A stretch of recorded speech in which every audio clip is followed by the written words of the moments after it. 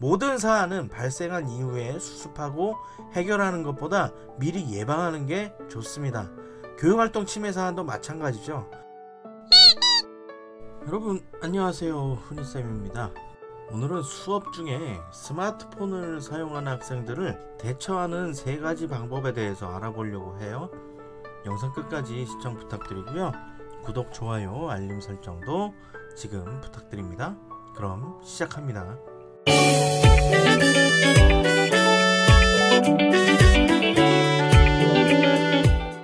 스마트폰 중독이라 그러죠. 손에서 스마트폰을 떼지 못하는 사람들이 많이 있습니다.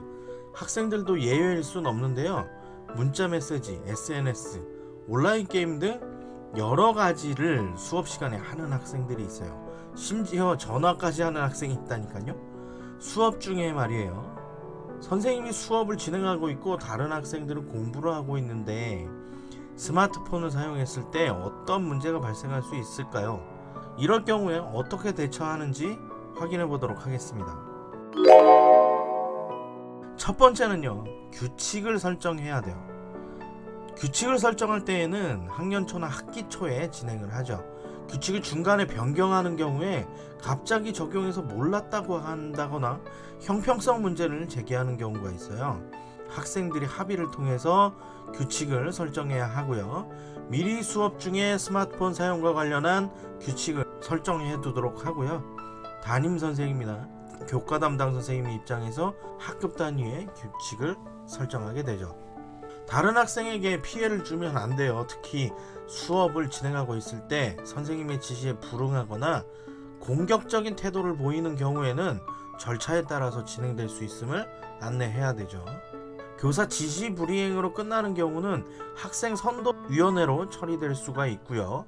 교육활동 침해로 진행되는 경우에는 교권보호위원회의 교권 침해 사안으로 처리될 수가 있거든요. 두 번째는 학생 선도위원회에서 처리를 할 수가 있다는 겁니다. 학생 선도위원회는 시도교육청별 학교별로 명칭이 다르기도 해요. 징계를 줄 수 있는 유형 중에 학교장 재량 성격이 가장 강한 위원회이기도 하죠. 초중등교육법 제18조와 같은 법 시행령 제31조에 의거한 징계를 부여합니다. 학교에는 학교 생활 규정이 있어요. 학생들의 기본 생활 습관 형성을 위해 만들어둔 규정이죠. 이를 위반한 경우에 학생 선도위원회에서 처리를 합니다. 학생 선도위원회에서는 학교 생활 규정에 근거한 징계를 처분합니다. 혹시 관련 규정이 없는 경우에는 학교 생활 규정 개정 절차를 진행해서 반영을 해두어야 되죠. 학생 선도위원회는 학생들의 학교 생활에 도움을 줄 수 있는 방법으로 운영을 해야 합니다.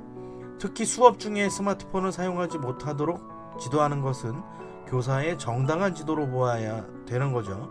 여기에서 조금 변질되는 경우에는 교권 침해로 해석될 수 있음을 안내해야 합니다. 세 번째는 교권보호위원회에서 처리될 수 있다는 거예요. 교권보호위원회에서는 교육활동 침해로 볼 수 있는 사안을 진행하죠.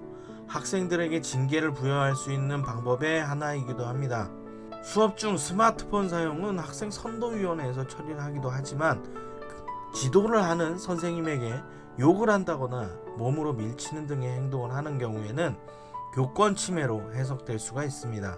학생들을 지도하는 과정에서 교육활동 침해 사안으로 번지지 않도록 지도해야 되죠. 모든 사안은 발생한 이후에 수습하고 해결하는 것보다 미리 예방하는 게 좋습니다. 교육활동 침해 사안도 마찬가지죠. 만약 사안이 발생하는 경우에 교권보호위원회의 운영 기준에 따라서 진행하도록 하고요. 학생을 지도할 때에는 화를 내는 것보다는 잘못한 내용에 관하여 정확히 인지할 수 있도록 해야 합니다. 학생과 학부모에게 관련한 절차와 방법을 정확히 상세하게 안내하는 것도 좋습니다. 수업 중 스마트폰을 사용하는 학생들을 대처하는 방법에 대해서 알아보았어요. 학년 초나 학기 초에 규칙을 설정하고요. 학교 생활 규정을 위반한 때에는 학생 선도위원회에서 처리를 하죠. 교육활동 침해 사안인 경우에는 교권보호위원회에서 처리를 하고요. 학교는 학생들과 선생님들이 함께 미래를 준비하는 공간입니다. 더 나은 미래를 만들기 위해 평화로운 공간으로 인식될 수 있도록 최선을 다해야 하는 이유죠. 오늘은 수업 중에 스마트폰을 사용하는 학생들을 대처하는 3가지 방법에 대해서 알아보았습니다. 혹시 오늘 내용에 의견 있으신 분들은 밑에 적극적인 댓글 남겨주시고요. 오늘 영상이 도움되셨으면 구독, 좋아요, 알림 설정 부탁드리겠습니다. 그럼 다음에 뵐게요. 안녕.